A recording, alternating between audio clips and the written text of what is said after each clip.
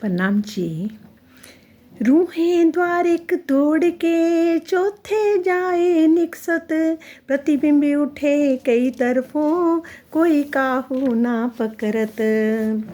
और भूलबनी की इस लीला में सखियां मंदिरों के एक दरवाजे से प्रवेश करके चौथे दरवाजे से निकल जाती हैं। चूँकि इन मंदिरों के दीवार एवं दरवाजे सभी नूरमय शीशे के हैं, अतः इनमें एक एक सखी की अनेक दिशाओं में लाखों प्रतिबिंब बन जाते हैं।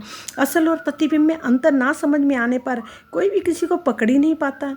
भागते एक मंदिर से प्रतिबिंब उठे अपार, पकड़न कोई न पावही निकस जाए कई द्वार।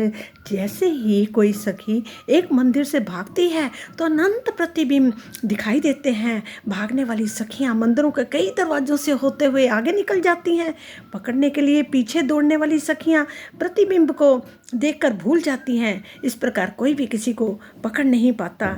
इसलिए भूलबनी की लीला, यदि कोई सखी किसी को पकड़ने में भूलती है तो वह श्री राज जी की इच्छा से ही भूलती है। उसमें माया जनित ज्ञान का प्रभाव नहीं होता, बल्कि वह तो प्रेममयी लीला का एक अंग ही है। इन मंदिरों में भूलबनी के खेल में सखियों के द्वारा एक दूसरे को पहचानने में बहुत अधिक भूल हो जाती है। इस प्रकार इस खेल में एक दूसरे को बहुत अधिक हंसी भी होती है तथा सखियां अपार आनंद के रस में डूब जाती हैं। इन्हों बीच चबूतरा हक हादी मत बैठती आए, ए शोभा इन भक्त की इन मुख कहीं न जाए। भूलबनी के मंदिरों के बीच में आया हुआ चबूतरा जो 8 मंदिर का लंबा चौड़ा है, जिसके चारों ओर एक मंदिर की परिक्रमा गली है, कुल जगह 10 मंदिर की लंबी चौड़ी है। इस चबूतरे पर आकर सखियों के मध्य में श्री राज श्यामा जी विराजमान हो जाते हैं। और इस समय का अनुपम शोभा का वर्णन इस दीपा से कैसे हो सकता है। खड़ोकली दूसरी भूमिका में आई है। इसमें स्नान करके धामधनी इस चबूतरे पर विराजमान हो जाते हैं और सखियां उनका श्रृंगार करती हैं। इस समय की शोभा तथा आनंद का वर्णन कैसे करें। दूजी भौम का चह बच्चा धनी बैठती अन्याय, श्रृंगार समय रूहन के इन जुबा कहो ना जाए।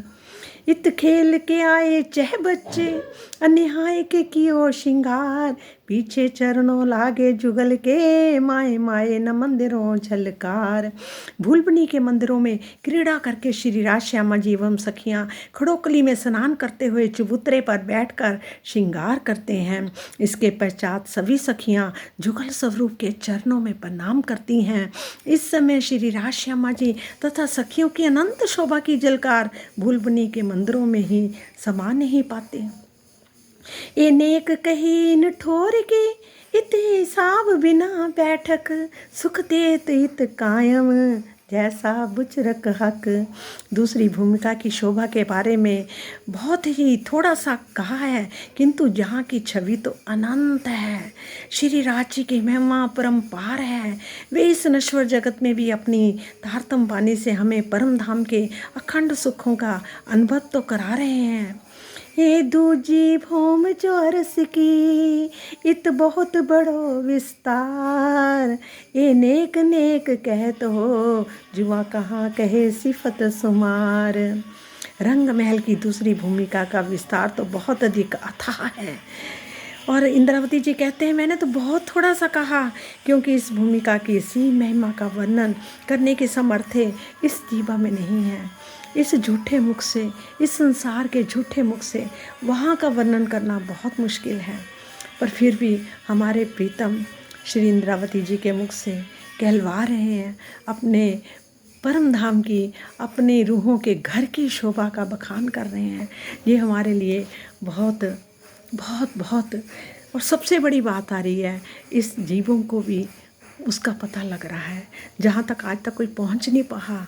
कितना ग्रंथों में, कितने सब में है, पर वहाँ की पहचान आज तक नहीं हो पाई जो हमारे प्रीतम ने यहाँ इस धरती पर आके अपनी रूहों की खातिर उन्होंने वहाँ का बखान करा। ये हमारे लिए, हम बहुत भाग्यशाली हैं। ये जीव भी बहुत भाग्यशाली हैं जिनकी वजह से आज हमें ये सारा ज्ञान मिला। ये जीव पर जो रूहें आके बैठी हैं और राज जी खुद अपनी नज़रों से आके बैठे हैं, तो सोचो ये समय